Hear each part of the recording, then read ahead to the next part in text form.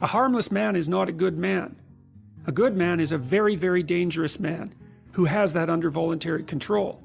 You got to be aggressive. You got to be willing to fight. You got to be willing to kill, and you got to be willing to die. At the same time, you got to be able to temper all those things in such a way that they can be controlled and disciplined. You make men safe, let's say, by making them strong and then by making sure that they're disciplined. Or, like, you don't make men safe by making them weak. In fact, they're much more dangerous when they're weak because they'll stab you in the back when they get the chance, or take advantage of you when they get the chance. You make men safe, let's say, by making them strong and then by making sure that they're disciplined. And so, you know, you've got people like you have got this, let's say, warrior mentality that's a deep part of their temperament, and then you have some choices about what you might do with that. You might try to discipline it and bring it under voluntary control and integrate it into your character, in which then it can make you someone who's stalwart and indomitable and who will move forward, you know, in the face of tremendous risk. And well, that's the optimal pathway if you have that kind of temperament. I think, like, it's the men that have the most, what would you call it? It's not aggressive exactly, but we'll leave it at that. Aggressive and fearless temperaments that can be the best men. But it's like having a very powerful dog. You better discipline it, because otherwise it's going to be a monster. You actually, to be a good SEAL, you sort of have this criminal mindset that you've somehow harnessed and you keep under control most of the time. Yeah. And occasionally it does get out of hand, and we got guys that get in trouble, and that happens. And if we only took guys that would never get in trouble, we wouldn't have anyone in the ranks, really. Well, you also see too in the classic hero stories. I mean, you see this with Harry Potter, for example, which I'm making reference to because it was such a phenomena. I mean, when something makes welfare mother richer than the Queen of England, you shouldn't take note, right? And when kids are reading 500-page books and standing in line waiting for the next one, and when you produce a whole movie empire around something, you should take note of that. Well, Harry Potter's little team aren't the delinquents, right, who have no discipline, but they're also not the good kids. They're the kids who will break rules when necessary, and that's the issue. Break rules when necessary. Now, the question is, when is that necessary? Well, that's sort of the ultimate ethical choice. The SEAL types, and I've met a number of people like that, you know, they're capable of breaking rules, let's say, or maybe even inclined to break them. But I also think that this is part of the reason that I'm an admirer of Carl Jung, because Jung makes it very clear that, see, he was very interested in the barriers to enlightenment. Because if there's such a thing as being enlightened, let's say, then why isn't everyone enlightened? If it's just a matter of taking the glorious route and following your bliss, let's say, it's like, well, that sounds pretty easy. Why isn't everyone enlightened? But Jung's thinking isn't like that at all. You know, he believed that in order to transform your personality, that first of all you had to be disciplined, that's for sure, but you also had to integrate that part of you that was terrible and capable of breaking rules and make it part of you. And so then, and I really like that idea. Well, here's an example. So about 20 years ago, I would say, there was a newspaper headline in one of Canada's major newspapers, and it was the Minister of Foreign Affairs at that time, Lloyd Axworthy, and he was talking about what had happened with Milosevic in the former Soviet Union in Yugoslavia, and the atrocities that were being committed. And he said that he was caught unawares by that because he didn't have the imagination for that kind of evil. And I thought, well, you know, you think that what you're doing is signaling your virtue by making a statement like that, but from my perspective, all you're doing is stating your cowardice and your historical ignorance, because if you're going to be Minister of Foreign Affairs, you bloody well better have imagination for that kind of evil, because if you don't, then anyone who does wins. They beat you. And so you know, again, in the Harry Potter stories, you see he's touched by evil, right? He actually has a soul fragment that's embedded within him that's as black as anything can possibly be. That's why he can talk to snakes. But without that, he wouldn't be able to have any victory. And that's exactly right psychologically. Unless you can think the way that an evil person thinks, then you're defenseless against them. You've been down. You've been at the bottom for a long time. You've been put in a position where you feel there's nothing else left for you to give of yourself. You feel alone. There's a moment of despair. You feel like that you can't go on. You almost feel like giving up, maybe even giving up your life, because there's no one there to save you. You're at the bottom. You almost feel like you're a bottom feeder.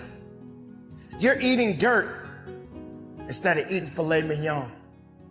You don't feel that you have the chance of getting to the next level in your life. You don't understand why you're hurting so bad.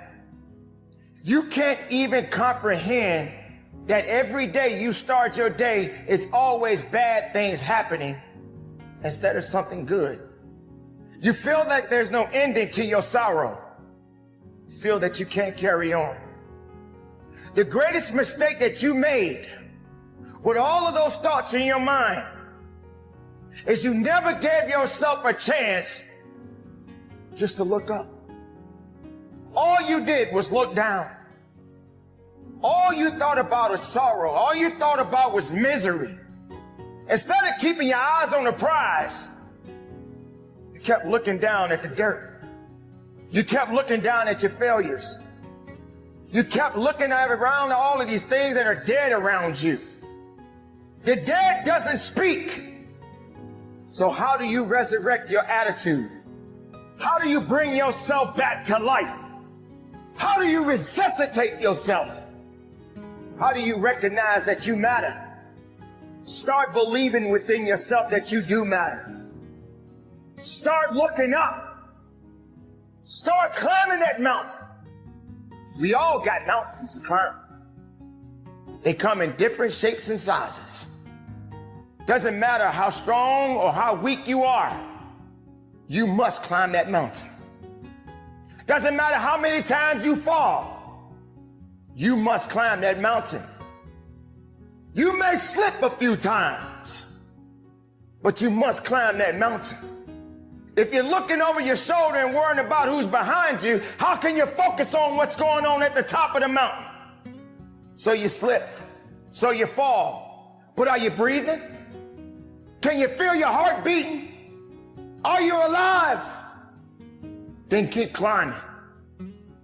Don't be worrying about what you can't control, but you can control your emotions.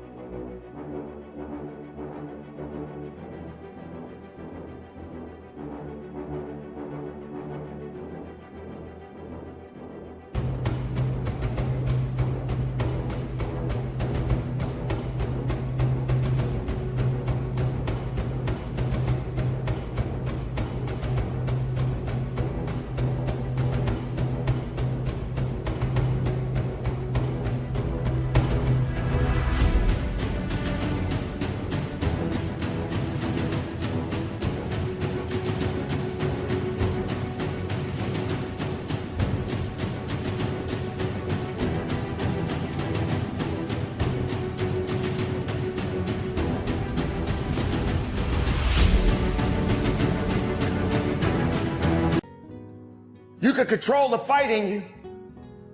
If you truly desire success in your life, then you got to go up the mountain. And every step that you go up, it gets a little steeper. It gets a little harder. Sometimes when it gets harder, you may feel that you can't carry on. Nobody's going to save you. Nobody's going to feel sorry for you right now. You are the last man or last woman standing at this moment. And the only way you can go up is you got to believe that you can go up that mountain. Every desire that you have within your heart, all your struggles, all your love, all your pain, all your hate, everything that put you in a position that you are in right now, You're either going to use it for the right reasons or it would destroy you. And you will continue to be that bottom feeder. It's time to rise up now. It's time to find something within you. It's time to realize that you matter for something. It's time to realize that when you were born, something was connected to that body. You got to be careful in this season who you walk past, because God is getting ready to reverse the order. You got to be careful who you look down on, because God is getting ready to reverse the order. Just because I don't seem like I have it doesn't mean that I'm not about to get it. The last shall be first, and the tail shall be the head. God is about to reverse the order. And I admit, I never really liked Jacob. I think Jacob was an embarrassment to the family. I always preach Jacob from a negative perspective, because Jacob, because of this trick he pulled, him and his mama got together and scammed the old man out of the birthright. She had him dressed like he was Harry. She had him change his voice and come into the room, and the old man couldn't half see, and he fooled around and blessed the wrong son. Or was it the wrong son? Isn't it funny how God will move whatever he has to move and manipulate whatever he has to manipulate to put you in the place to line you up for what's next in your life? I want to talk to some folk that got a strange testimony. I want to talk to some people that wasn't born to be what you ended up being, but God just kind of started in Jacob and Esau. That's when your brother tries to kill you because of your blessing. You see, Satan doesn't have any new tricks. All he has is old tricks. And if you live long enough, you start to notice, I've seen this before. The names have changed, but this is the same old devil I had to fight 10 years ago. Because the devil is not a creator, he is an imitator.